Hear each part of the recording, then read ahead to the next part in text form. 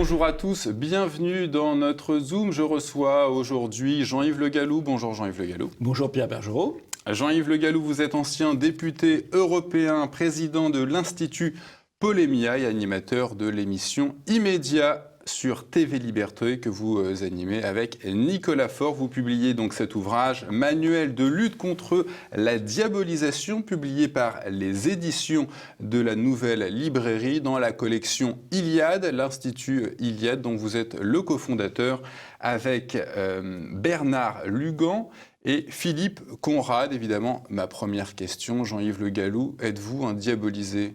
Oui, j'ai connu ma première campagne, si je puis dire, de diabolisation il y a maintenant plus de 40 ans. J'en ai vu beaucoup d'autres. Les campagnes de diabolisation, c'est un peu comme les tempêtes de mousson, ça revient régulièrement.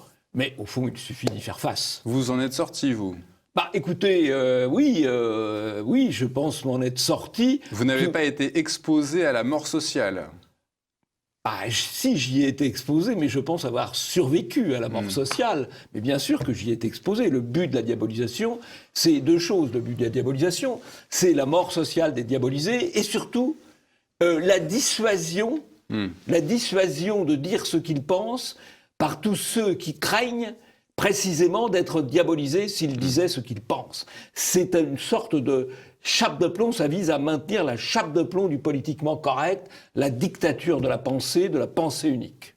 Technique de manipulation des esprits, dites-vous, quelles sont ces armes à cette diabolisation ? L'arme de la diabolisation, c'est l'amalgame, la diffamation l'une des phrases clés de la diabolisation ou de la pré-diabolisation, c'est quand un journaliste, par exemple, dit à un autre journaliste ou à un homme politique, vous, en lui pointant le doigt, vous n'avez pas le droit de dire ça. Qu'est-ce que ça veut dire quand on dit à quelqu'un, vous n'avez pas le droit de dire ça ? C'est que si vous dites cela, eh bien, vous risquez, sinon des poursuites judiciaires, du moins des poursuites médiatiques. Vous allez être jeté en pâture à la meute des diabolisateurs. C'est le monde manichéen, cette diabolisation, c'est les gentils d'un côté, les mauvais de l'autre ? Oui, il y a la bien-pensance d'un côté, le conformisme d'un côté, et de l'autre, il y a ceux qui tendent à dire autre chose, à parler en tenant compte du réel, en tenant compte de l'histoire, en tenant compte des traditions, et cela s'expose effectivement à la diabolisation, mais c'est très honorable d'être diabolisé. C'est une sorte de légion d'honneur de la dissidence, une légion d'honneur du politiquement incorrect. Qui sont les soldats de cette diabolisation, Jean-Yves Le Gallou ? Alors, les soldats de cette diabolisation, c'est essentiellement des groupes minoritaires, des groupes d'intérêts minoritaires, d'intérêts idéologiques ou d'intérêts matériels. Des exemples ? Alors, on va donner un gros exemple. L'un des plus puissants diabolisateurs dans le monde, c'est Soros, avec sa nébuleuse association immigrationniste, sa nébuleuse association LGBT, sa nébuleuse association finalement très compréhensive vis-à-vis de l'islam, et tout ce qui s'oppose à cela, est susceptible d'être diabolisé autour de l'accusation d'homophobie, de racisme, d'islamophobie, que sais-je encore, tout ça c'est des histoires de phobie. Vous n'êtes pas d'accord avec le politiquement correct sur un sujet ou sur un autre, c'est une phobie. Voilà. On peut évoquer c'est ça la mécanique de diabolisation. Jean-Yves Le Gallou, le pouvoir des juges en France. On a vu il y a quelques années le scandale de ce fameux mur des cons. Qu'est-ce qu'il est arrivé d'ailleurs à la présidente de ce syndicat de la magistrature qui avait érigé un mur des cons de cibler certaines personnalités qui contrevenaient aux intérêts de ce magistrat. Alors, elle a fait l'objet de poursuites, mais qui n'ont pas débouché sur grand-chose, et elle a continué d'officier dans son métier de juge partial, bien entendu. Les juges, effectivement, il y a une espèce de diabolisation, c'est souvent une coproduction entre les juges et les médias. Pourquoi ? Parce que quelqu'un va tenir un propos politiquement incorrect. Le propos, par exemple, Zemmour ou d'autres, va être dénoncé dans les médias. Puis, il va y avoir une action judiciaire engagée, soit par une association politiquement correct, soit par le parquet. Et donc, on annoncera la poursuite et les médias en remettront une couche. Et puis, il y aura le jugement de première instance, souvent défavorable à celui qui a été accusé, puis l'appel, qui peut l'être moins, puis la cassation, qui l'est encore moins. Simplement, tout le processus judiciaire, quel que soit son débouché, même si à la fin des fins, celui qui a été attaqué gagne en cassation ou en appel, eh bien, on gardera l'idée qu'il a été poursuivi pour de mauvaises idées. Et donc, il y a vraiment une coproduction entre les juges et les médias, d'autant plus qu'un juge qui condamne, on va parler de son jugement dans les médias, un juge qui relaxe ou qui casse une décision de condamnation, on n'en parlera pas. Donc, au fond, l'intérêt bien compris des juges, s'ils veulent faire parler d'eux, ce qui est après tout humain, ils devraient juger au nom du peuple français, mais ils jugent souvent au nom de leur idéologie ou au nom de leur ego. L'intérêt bien compris du juge, c'est de rendre le jugement qui sera salué par les médias. Et voilà, c'est une coproduction. Et vous n'hésitez pas, Jean-Yves Le Gallou, à taper également sur ce que vous appelez les grands-messes de la superclasse. Tous les complotistes en parlent, Davos, les Bilderberg. Écoutez, c'est pas une affaire de complotistes, hein. C'est une affaire de fait. Je vais vous donner un exemple, on sort un tout petit peu, mais pas complètement de la diabolisation. Il y a depuis 4 ou 5 ans une censure sur les grands réseaux sociaux, censure des GAFA. Eh bien, il faut savoir que ça a été précédé de 2 réunions du groupe de Davos et du groupe de Bilderberg consacrées, non pas à la censure, ces gens-là savent parler, à la régulation des réseaux sociaux. Donc, moi, je constate que le groupe de Bilderberg ou le groupe de Davos, qui existe bien, on les connaît, maintenant c'est public, se sont réunis. Ils ont mis à l'ordre du jour la régulation, c'est-à-dire la censure des réseaux sociaux, et on a vu arriver la régulation, la censure des réseaux sociaux. La loi Avia. Voilà. Par exemple. Et puis la loi Avia, bien autre chose. Donc vous voyez là, ce sont les faits. Mais les faits sont diabolisants. Oui, j'ai oublié, effectivement, vous avez raison de le rappeler, parmi les accusations diabolisantes, il y a l'accusation de complotisme. Vous décrivez des faits, en l'occurrence des faits objectifs, vous êtes complotiste, vous n'avez pas le droit de le dire. Voilà. C'est la mise en place d'interdits. Si vous voulez, toutes ces terminologies, islamophobie, vous n'avez pas le droit de critiquer l'islam. Racisme, vous n'avez pas le droit de critiquer l'immigration. Homophobie, vous n'avez pas le droit de critiquer le mariage de personnes de même sexe. Complotiste, vous n'avez pas le droit d'analyser ce qui se passe dans les grandes réunions internationales. On pose des interdits, mais les interdits, il faut les bousculer. Comment bousculer, comment combattre cette diabolisation? Quelles sont les erreurs aussi à ne pas commettre? Alors, d'abord, la première efficacité de la diabolisation, elle est dans la tête du diabolisé. Voilà. Qui se dit, qu'est-ce que j'ai fait, comment... Et donc, la première erreur à ne pas commettre, qui est aussi la première erreur qui est commise, c'est de plier. S'excuser. C'est de plier le genou. C'est de s'excuser. Ce qu'il faut faire face à la diabolisation, c'est prendre la devise de la monarchie britannique. Never explain, never complain. Voilà. Et si tous les diabolisés faisaient cela, eh bien, ils s'en sortiraient infiniment mieux. Pas de concession également, vous dites être solidaire à l'égard des autres diabolisés. Oui, alors, si vous voulez, ça veut dire quoi? Ça veut dire que, moi, mon principe, c'est plutôt de prendre parti c'est toujours de prendre parti pour le diabolisateur, pour le diaboliser, contre le diabolisateur. Alors, je comprends, si vous voulez, chaque groupe vit un peu dans son écosystème. Il défend un certain nombre d'idées qui lui sont chères, il y en a d'autres qui lui sont moins chères et qu'il laisse de côté ou qu'il ne trouve pas opportun de défendre. Moi, je comprends parfaitement ça. On peut livrer un combat et ne pas livrer le combat d'à côté. Je vais vous donner un exemple. Bon. Vous pouvez être catholique militant, engagé pour la défense de la vie. C'est un peu diabolisant, honnêtement. C'est un peu diabolisant, mais il faut faire ce combat-là et ne pas mener en même temps le combat pour la défense de l'identité, la lutte contre l'immigration.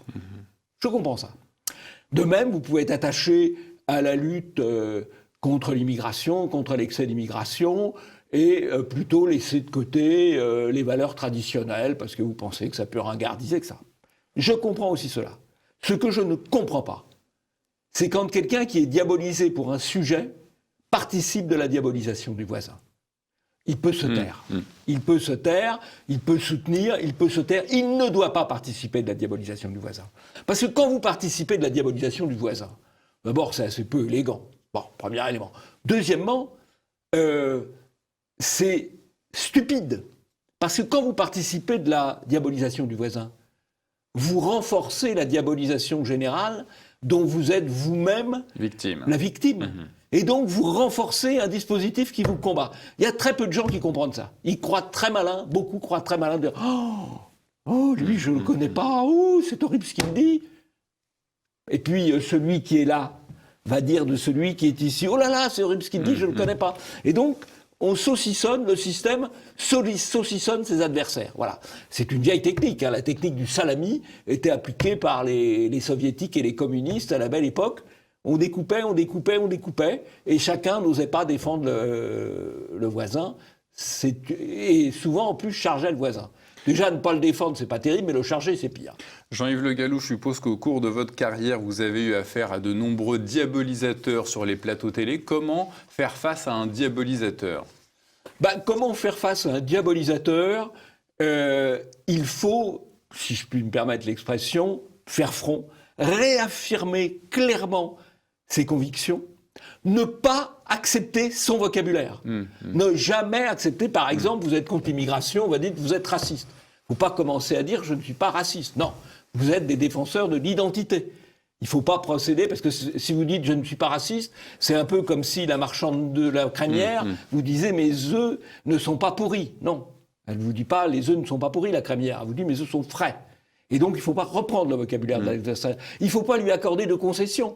Vous avez raison sur ce point, mais non. Donc pas d'indifférence, plutôt de l'attaque. Oui, de la contre-attaque permanente. Jamais, jamais plié. Justement, transgresser, dites-vous, Jean-Yves Le Gallou, c'est faire face aux diabolisateurs. Il faut dévoiler leurs arrière-pensées, ne pas reculer ni devant les hommes, ni devant les faits. Y a-t-il toutefois des limites à ne pas dépasser ? Écoutez, ça, les limites, je vous ai parlé de l'écosystème. Suivant le combat que vous livrez, vous avez un écosystème à l'intérieur duquel vous évaluez. Et donc, il ne faut pas forcément sortir de votre écosystème. Voilà. Après, chacun a son écosystème. Je crois qu'il faut comprendre l'écosystème des autres. Il n'y a pas de... Moi, je suis pour la liberté d'expression. Pour la liberté d'expression, oui, absolument. Il y a des libertés d'expression qui peuvent être condamnées. Par exemple, le racisme n'est pas une opinion, c'est un délit. Oui, enfin, c'est un délit d'opinion. C'est un délit d'opinion. Il y en a qui se retrouvent en prison pour ce délit d'opinion. Absolument. Oui, il y a quelques pays où on met en prison pour le délit d'opinion. La France, par exemple. Il y a la Chine, il y a la Corée du Nord, et il y a la France. C'est pas très brillant, honnêtement. C'est pas très brillant. Vous faites allusion à la mise en détention de Rissen pour délit d'opinion, c'est scandaleux. Il a été condamné au titre de la loi Pleven. Comme Zemmour, d'ailleurs, a été condamné au titre de la loi Pleven, pas pour les mêmes raisons. Il y en a un, c'est pour l'islam, l'antisémitisme, l'autre, c'est pour l'islam. Oui. Mais alors Zemmour, il n'est pas en prison, c'est sûr. Mais sa dernière condamnation, tout de même, si vous la regardez de près, c'est tout à fait hallucinant. C'est 27 500 €. Entre les amendes et les frais de justice et les frais de publication, c'est 27 500 €. Là, vous allez me dire, Zemmour, il a un peu de sous. D'accord. Mais c'est quand même une volonté de faire taire, de dissuader. C'est très clair. Alors, c'est pas la prison, parce qu'on pense que là, ça passerait pas très bien, et que l'argent, ça peut être un levier intéressant. Mais c'est quand même scandaleux. Scandaleux. Quand on pense que ce jugement est sorti le jour de l'attentat islamiste du Pakistanais qui n'était pas mineur et qui était maintenu ici par des décisions de justice. Il y a un moment, moi je le dis très sereinement, où il y a un certain nombre de juges qui auront des comptes à rendre. Devant qui ? Devant le peuple. Devant le peuple. Ça, il y a des précédents terribles d'ailleurs pour les juges. En 1945, il y a eu 40% des juges qui ont été épurés. En 1883, en période de guerre, il y a eu 50% des juges qui ont été épurés. En 1789 ? Je ne remonte pas, mais je cite des exemples républicains, vous noterez. 1945, 1883. Je cite des exemples républicains. Jean-Yves Le Gallou. Les juges devraient réfléchir. Vous Je le dis expliquez gentiment. qu'une idée hier perçue comme révoltante peut finir par devenir comme consensuelle. Comment ça arrive, ça? Alors ça, c'est ce qu'on appelle la fenêtre d'Overton. La fenêtre d'Overton, c'est une fenêtre qui se déplace sur des roulettes. Alors la fenêtre, c'est ce qui est permis. Et puis, le reste est interdit. Et la fenêtre d'Overton se déplace. Je vais vous donner un exemple typique qu'il y a sur le mariage de personnes de même sexe. C'était un truc qui était impensable, inimaginable. Et aujourd'hui, non seulement c'est pensable et c'est imaginable, mais si vous le critiquez, vous risquez d'être condamné pour homophobie. Ben voilà la fenêtre, voilà un déplacement de la fenêtre d'Overton. La préférence nationale, c'était quelque chose qui paraissait tout à fait normal. Et puis c'est devenu Sous le Front condamnable. populaire, par exemple. Pardon ? Oui, sous le Front populaire, c'était... Sous le Front populaire, par ouais. exemple. Voilà. Donc, si vous voulez, alors comment c'est possible ? Par deux choses. Une propagande massive qui vise à dire ça c'est bien, ça c'est mal, ça c'est bien, ça c'est mal, et précisément la diabolisation qui vise à empêcher de s'exprimer ceux qui ne pensent pas la même chose que le pouvoir dominant, l'idéologie dominante et les diabolisateurs. Pour vous, Jean-Yves Le Gallou, les formations politiques en Europe sont de trois ordres. Il y a les partis qui combattent l'immigration, celles qui sont réservées et celles carrément qui la favorisent, qui l'encouragent. Pourquoi est-ce que vous faites de l'immigration l'alpha et l'oméga de tout, Jean-Yves Le Gallou? Êtes-vous xénophobe, Jean-Yves Le Gallou? Alors, vous savez, je ne fais pas de l'immigration tout. L'immigration, c'est un élément dans un ensemble. Simplement, c'est un élément absolument déterminant, parce qu'une fois que vous avez changé de peuple, c'est ce qu'on appelle le grand remplacement, il y a un côté irréversible. Après, tout le reste est à peu près réversible. L'immigration, c'est pas réversible. Et l'immigration, c'est un problème absolument majeur dans tous les domaines. Ça coûte cher, ça détruit, ça dégrade l'éducation nationale, ça fait exploser l'insécurité, et ça met en cause l'identité. Tout simplement parce que les gens qui viennent d'autres civilisations, je pense à la civilisation musulmane ou à la civilisation africaine, ils amènent leur civilisation avec eux. Ça n'a rien à voir avec le polonais ou l'italien qui arrivait à la fin du 19e ou au début du 20e siècle. Il arrivait en France, puis devenait français, parce qu'il appartenait à la même civilisation. Aujourd'hui... Et puis parce qu'il n'arrivait pas aussi nombreux. Alors, il n'arrivait pas aussi nombreux, mais surtout, il venait de la même civilisation. Alors là, nous avons 400 000, 450 000 personnes qui arrivent tous les ans, venant d'autres civilisations et ne comprenant absolument pas la nôtre et ne respectant absolument pas nos valeurs. Donc c'est un sujet absolument central. Quelles sont les personnalités en France ou en Europe, Jean-Yves Le Gallou, sur lesquelles les diabolisés pourraient prendre exemple, personnalités qui auraient su surmonter les épreuves? Bah, écoutez, je crois, alors je vais en citer quelques-unes, certains qui ont fait face, qui n'ont pas cédé, sans totalement les surmonter, et quelqu'un qui, pour le moment, l'a surmonté. Alors, qui a fait face sans plier? Récemment, hein, on parle de... Parce que moi, la couverture de livre, c'est sur Jeanne d'Arc, c'est un peu plus ancien. Je pense que le premier diabolisé européen d'après-guerre, vous savez qui c'est? Vous allez me le dire. C'est Enoch Powell. Le Britannique. Le Britannique Enoch Powell, conservateur, ayant fait une très belle guerre, brillant, helléniste, l'espoir du Parti conservateur. Il avait vocation à devenir Premier ministre.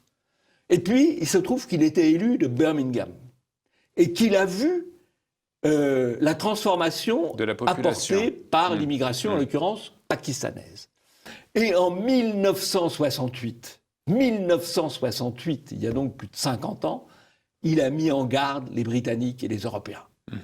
Et il a été brisé par le système médiatique. Mais il a tenu bon, il n'a jamais fait... L'immigration, c'est un sujet totalement tabou. Je ne sais plus de vous citer dans votre livre quelqu'un qui conseillait à une autre personne, surtout n'allez pas sur ce terrain. Eh bien écoutez, au début du Club de l'Horloge, donc qui est là aussi à l'époque un peu après Enoch Powell, Marcellin, qui était le grand ministre de l'Intérieur, réputé réactionnaire, vous parlez, nous avait dit, surtout, ne parlez pas d'immigration. Nous ne l'avons pas écouté. Je ne le regrette pas. Mais on était prévenus. Alors, la deuxième personnalité auquel je penserais, c'est évidemment Jean-Marie Le Pen. Parce que la principale cause de diabolisation de Jean-Marie Le Pen, contrairement à ce qu'on raconte, c'est pas le fait qu'il ait pu à tel ou tel moment avoir des dérapages interprétés, des dérapages en guillemets, hein, bien sûr, interprétés comme antisémites, c'est fondamentalement la cause première de cette diabolisation, c'est sa position sur l'immigration.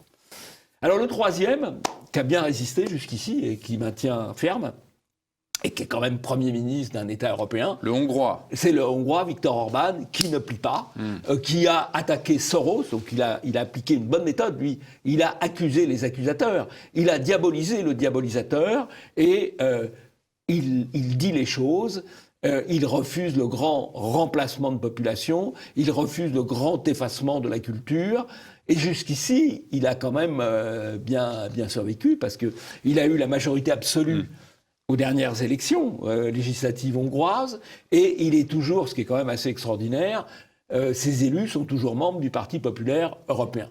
Est-ce que vous pensez qu'à terme, une personnalité comme Jean-Marie Le Pen, diabolisée, pourra être dédiabolisée devant l'opinion publique française ? C'est très difficile. C'est très difficile parce que l'opinion a toujours tendance à juger en termes d'image. Et donc la diabolisation, malgré tout, c'est une garantie de qualité, si je puis dire. Mais ça abîme aussi en termes d'image. Et donc c'est extrêmement difficile de revenir d'une diabolisation, ça c'est sûr. C'est l'efficacité quand même de la diabolisation. Dernière question, Jean-Yves Le Gallou, on va parler du Rassemblement national et de sa présidente qui, lorsqu'elle a pris les rênes du parti, qui s'appelait encore le Front national, a initié justement une politique de dédiabolisation. Qu'est-ce que vous en pensez aujourd'hui de cette politique ? Est-ce que les effets ne sont pas positifs ? Non. Alors, bon, le livre n'est pas spécialement destiné au Front national, c'est beaucoup plus vaste, le sujet est vraiment beaucoup plus vaste, il concerne beaucoup d'autres personnes. Je pense que la politique de dédiabolisation de Marine Le Pen a doublement échoué. Premièrement, elle a échoué parce qu'elle reste diabolisée. Il y a des tas d'endroits où on ne l'invite pas. Elle n'est toujours pas invitée au déjeuner du CRIF ou au dîner du CRIF, par exemple. Il y a des tas d'endroits, elle continue d'être diabolisée. Bon, voilà, faut dire les choses. C'est de père en fille, la diabolisation. Ouais, en quelque sorte. Même si on donne des gages. En quelque sorte. Même, elle a donné, elle a beaucoup donné l'impression d'abandonner des positions, de ne pas assumer d'autres positions, de participer à la diabolisation des autres. Dans l'affaire Valeurs Actuelles au Bono, elle a pris le parti d'Obono. Donc, c'est nuisible en termes d'affirmation du discours, de construction du discours, et finalement, elle reste dédiabolisée. C'est d'ailleurs ceux qui la protègent. Parce qu'il y a un certain nombre de gens qui continuent à lui faire confiance, parce qu'ils disent si elle est diabolisée, elle ne doit pas être complètement mauvaise. Il y a aussi un côté positif à la diabolisation. La diabolisation, paradoxalement, la protège. Vous invitez enfin, Jean-Yves Le Gallou, vos lecteurs à se souvenir de ce qu'ils sont, d'où ils viennent, à se souvenir qu'ils sont français, qu'ils sont aussi des Européens. Est-ce que vous pouvez nous brosser un portrait de ce qu'est l'Europe pour vous ? L'Europe, c'est d'abord une civilisation. C'est une civilisation de la liberté, c'est une civilisation du respect de la femme, c'est une civilisation de l'innovation, de la création artistique. Voilà, c'est d'abord ça. L'Europe, c'est une civilisation, on peut dire, helléno-chrétienne. Et ça différencie du reste. C'est les deux jambes de l'Europe, c'est l'hellénisme et le christianisme. Oui, on fait simple, hein, là, on est rapide, mais enfin, ce sont deux. Je crois que c'est ça, effectivement, la civilisation européenne, c'est une civilisation helléno-chrétienne. Alors, les Européens, aujourd'hui, on les culpabilise en permanence. On les culpabilise pour la Seconde Guerre mondiale, on les culpabilise pour l'esclavage. Et c'est d'ailleurs les seuls qu'on culpabilise. C'est d'ailleurs les seuls qu'on culpabilise. Au monde. Et il est évident qu'il faut balayer la première étape de la dédiabolisation, c'est la dédiabolisation collective. Reprendre la fierté de notre histoire. Voilà. La connaissance d'abord et la fierté de notre histoire. Voilà, c'est ça qui est essentiel. Jean-Yves Le Gallou, je rappelle le titre de votre ouvrage, Manuel de lutte contre la diabolisation, avec en couverture C'est Jeanne d'Arc, donc la première diabolisée qui a fini comme on le sait. J'espère que nous, les diabolisés, pour nous, le bûcher n'est que virtuel. Bon, il y a eu des diabolisés avant Jeanne d'Arc, ceci étant. C'est une vieille technique antérieure à celle inventée par les Anglais et les Bourguignons. Merci Jean-Yves Le Gallou d'être venu sur notre plateau. Merci Pierre Bergeron.